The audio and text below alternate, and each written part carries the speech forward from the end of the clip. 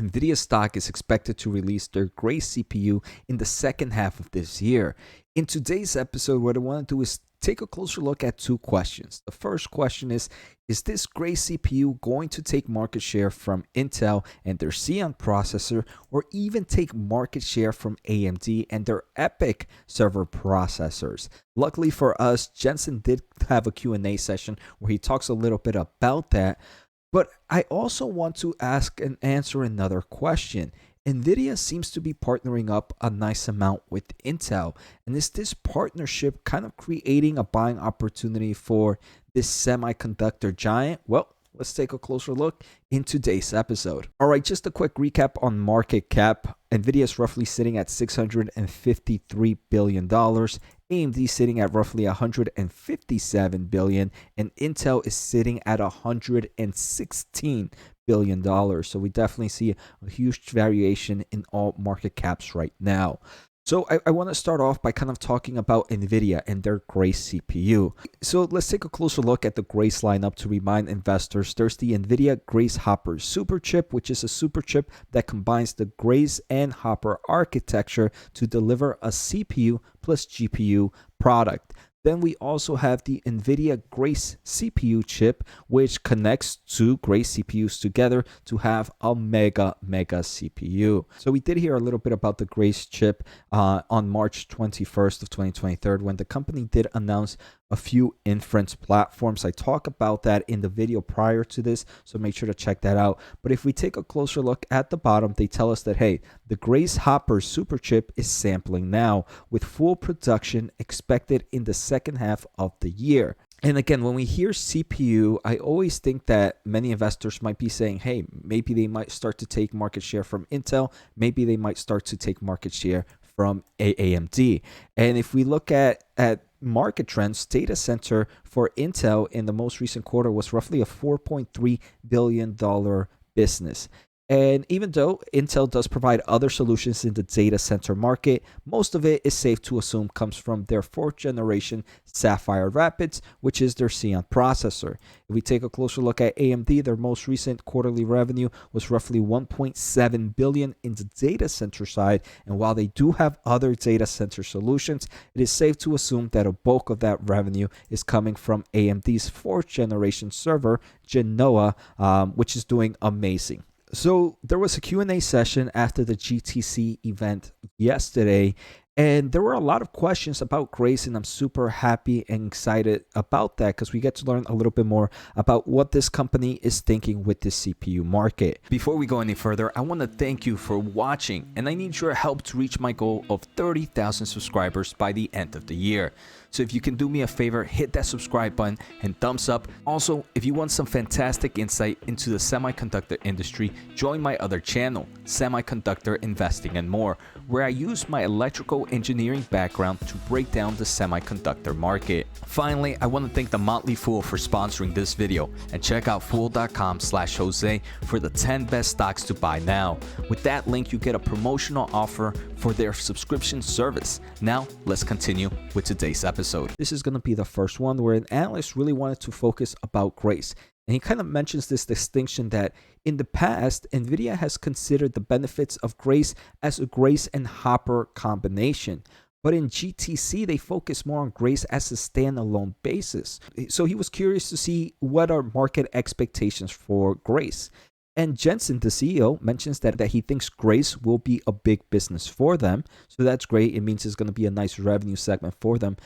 But he does mention it will be nowhere near the scale of their accelerated computing business. So at the end of the day, this is going to be a GPU mainly company, and that's how they're going to stay. But they do mention that they want to accelerate every workload that can be accelerated. And when they were designing a CPU, they were designing a CPU that was good at two things. The first thing is that they really want a CPU to have extremely good single thread performance. It's not about how many cores you have, but it's about how good those single threaded cores that you do have are.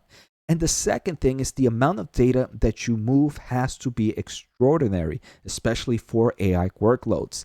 And one of the things that they wanted to do to kind of be able to move that data is they were able to innovate the way cell phone DRAM was used and enhance it for data center resilience and use it for their service. And this was actually an amazing cost effective because obviously the cell phone market and cell phone products are high in volume, and the power is a lot more efficient than your typical high performance memory. So they ended up meeting those specifications, and this is what's going to make Grace such a powerful platform. So the other question I want to discuss is another analyst was curious about Grace. Again, just Grace the CPU, not Grace the super chip with Hopper, and was asking, hey, where do you see your partners going with the Grace CPU? Do you even see any single CPU deployment as a market opportunity?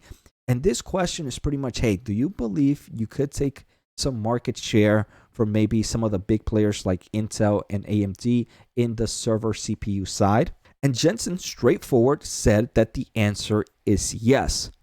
So they are expecting to take some market share from AMD and Intel. However, he does mention that Grace is really targeted at a niche market, and that niche market is not as big as the total x86 market. And he does believe that they will still continue to use x86 for a long time.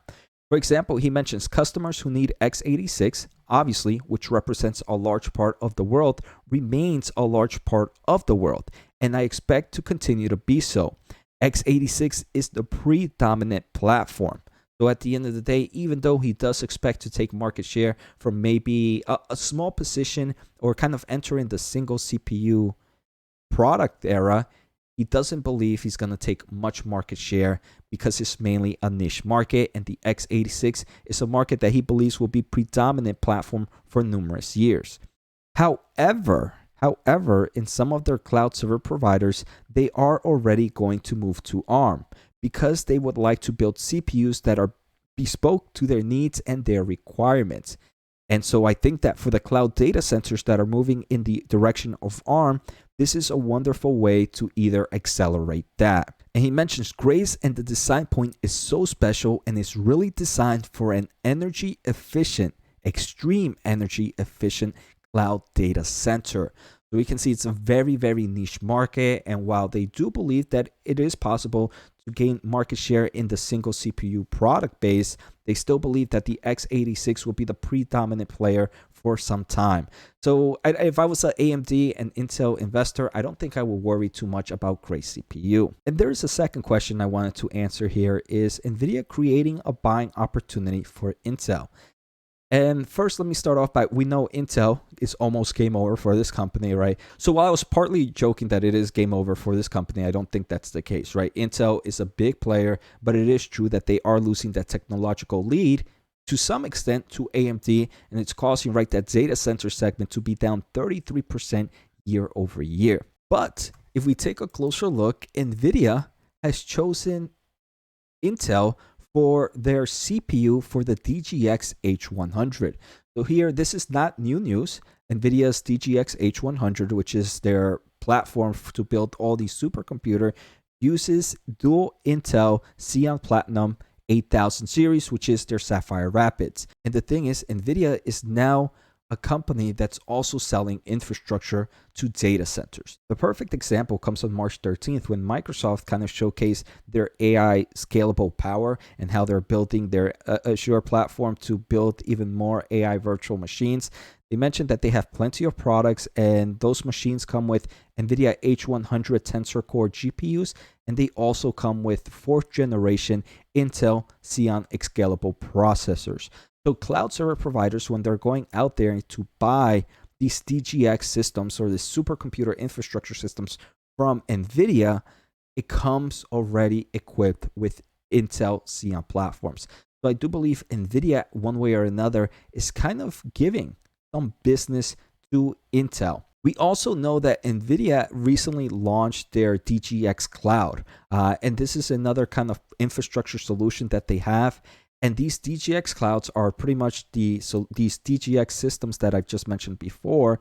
And again, what do they come powered with? They come powered with Intel's Xeon CPU. In the Q&A session, Jensen actually even gave some shout out to Intel. He mentions that Intel Sapphire Rapids are being used on their new workstation line. They're using Sapphire Rapids in their DGX, they're using Sapphire Rapids in their OVX servers, and so because the single-threaded performance of Sapphire Rapids is really quite good. It's excellent, in fact. This, to me, is telling me to some extent, and I don't know why I'm drawing an arrow here, but to some extent that maybe if Intel is priced right now to complete failure by Nvidia and this AI push really moving along the demand for AI infrastructure, I believe it is possible, not a guaranteed, but it is possible that Intel can beat expectations that analysts might have, especially in their data center market. Because right now, this hype from, year to date, right, Intel is up 5.24%. So the stock has barely moved. Obviously, if we look at it from its high, the stock is up 13%. I want to say this is a company that's still priced to destruction to some men. But like I mentioned, I wonder if this AI push, Intel is not getting enough hype. But in theory, if Nvidia is benefiting from it, because Nvidia chose Intel to be their partners for their DGX system, or their OVX systems, and probably any other systems which are going to use Intel Sapphire Rapids, then Intel should also be benefiting from the revenue.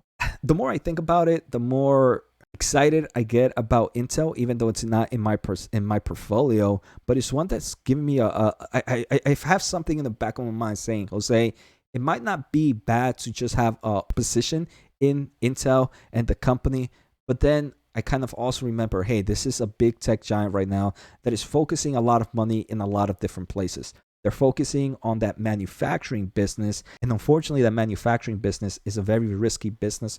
In my opinion, it's going to be very expensive. I honestly believe if Intel did not have that manufacturing side, I would have a intro position in Intel at the moment. But because they do, I might be holding back, but I don't know how much longer. Let me know on the comments below, guys. What do you think? Do you think Intel has a great buying opportunity right now? Is it not getting enough of the recognition, especially as we're seeing this AI transformation happening with Nvidia, and we see that Intel can also benefit from it? So I hope you guys enjoyed today's episode. Take care, have a good day, and see you next time.